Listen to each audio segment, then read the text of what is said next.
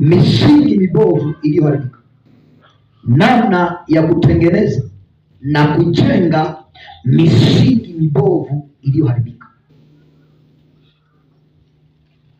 Hiyo ndio swali, na hiyo ndio pointi nzuri ya kujiuliza, nitajengaje misingi iliyoharibika au nitatengenezaje misingi iliyoharibika?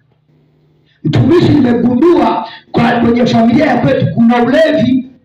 Mtumishi, nimegundua kwenye familia ya kwetu kuna uchoyo.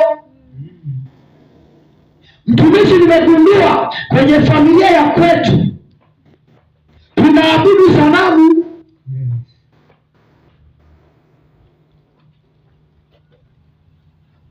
Namna ya kwanza ya kutengeneza msingi na kujenga msingi mibovu iliyoharibika, kutubu na kurejea kwa Mungu.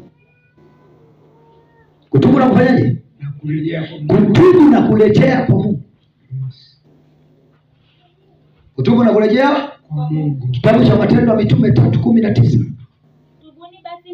Tubuni basi mrejee. Yaani pointi, ukishagundua misingi imeharibika, wewe ni kutubu na kurejea kwa Mungu. Zipate kuja nyakati za kuburudishwa. Haleluya. Kwa kwake Bwana. Haleluya. Amen. Haleluya. Amen. Namna ya pili, namna ya kutengeneza misingi na kujenga misingi mibovu iliyoharibika, kufunga na kuomba. Kufunga na kufanyaje? Kufunga na kuomba. Kitabu cha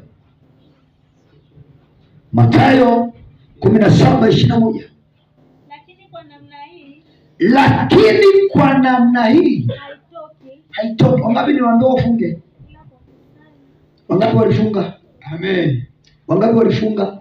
Amen. Maana wale maombi ya siku 6 pia kufunga. Hauwezi kutoka kwenye misingi mibovu. Huwezi vunja misingi mibovu, lazima ufunge na kuomba. Kuna vitu vingine havitoki.